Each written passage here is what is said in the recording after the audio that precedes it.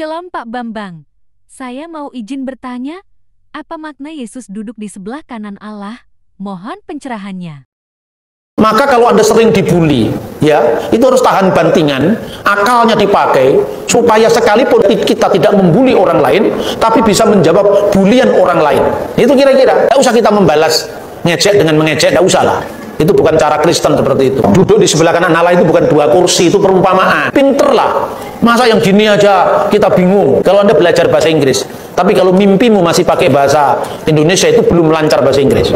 Jadi kalau kamu menguasai ini, kalau mimpimu itu sampai kira-kira ada naskah-naskah, Qumran, terus kemudian sejarah Yosefus Israel, itu baru kamu lulus. Kalau lulusnya pakai Google, belum lulus itu.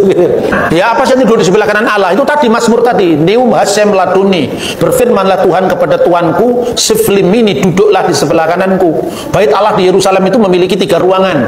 Ruangan pertama itu adalah tanda kehadiran Allah, Sekinah Ilahi, itu ruangan Maha Kudus.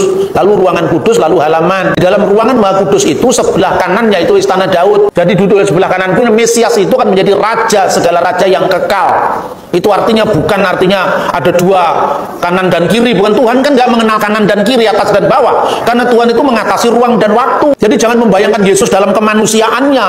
Itu menggambarkan apa? Kristus setelah bangkit dari orang mati, dia naik ke surga. Kemanusiaannya tetap ada, tapi kemanusiaan yang tidak lagi terikat oleh ruang dan waktu. Itu yang disebut tubuh surga. Nasrani itu artinya pengikut Yesus, orang Nazaret. Kristen itu pengikut Yesus yang adalah Kristus.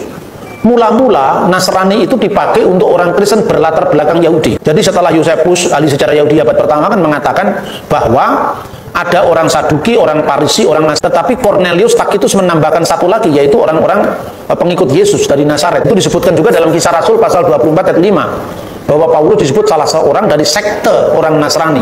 Nasrani itu pengikut Yesus dari kalangan Yahudi. Sementara kalau Kristiani, itu Kristianoi jamaknya, Kristianos itu tunggalnya, itu disebutkan dalam Kisah Rasul 11 ayat 26, yaitu orang-orang Kristen yang dari latar belakang bukan Yahudi. Yang dari Nasrani tadi jemaat yang bersunat, yang Kristen itu jemaat yang tidak bersunat. Terus kemudian menyelesaikan itu bersama para rasul di Antioquia, dicatat dalam Kisah Rasul pasal 15 tadi.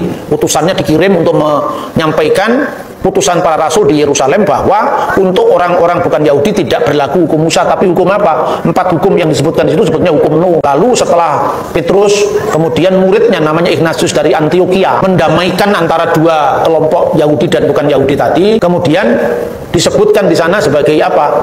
Aku percaya akan satu gereja yang kudus, katolik, dan apostolik, itu sejak tahun 100-an. Mendamaikan 2 kelompok tadi, karena apa? Pada waktu itu, 2 kelompok itu yang Nasrani dipimpin oleh Ignatius, yang Kristiani dipimpin oleh Evodius. Evodius itu latar belakang bukan Yahudi, Ignatius itu latar belakang Yahudi, Kristen yang disebut Nasrani.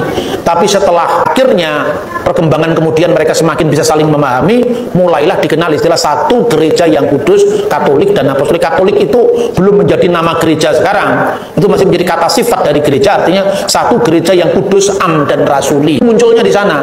Tapi sejak abad keempat, kata Nasrani ini dibajak oleh bidat yang namanya bidat Nasrani Mandayan. Sejak saat itu orang-orang Kristen di Arab sampai hari ini tidak mau disebut Nasrani, karena Nasrani itu selalu menimbulkan salah paham. Tapi kalau Nasrani di abad pertama itu adalah orang Yahudi, Kristen, orang Yahudi yang mengikuti Yesus berdasarkan hukum Musa. Kalau Kristen di Antioquia, orang-orang yang mengikuti Yesus berdasarkan hukum Nuh.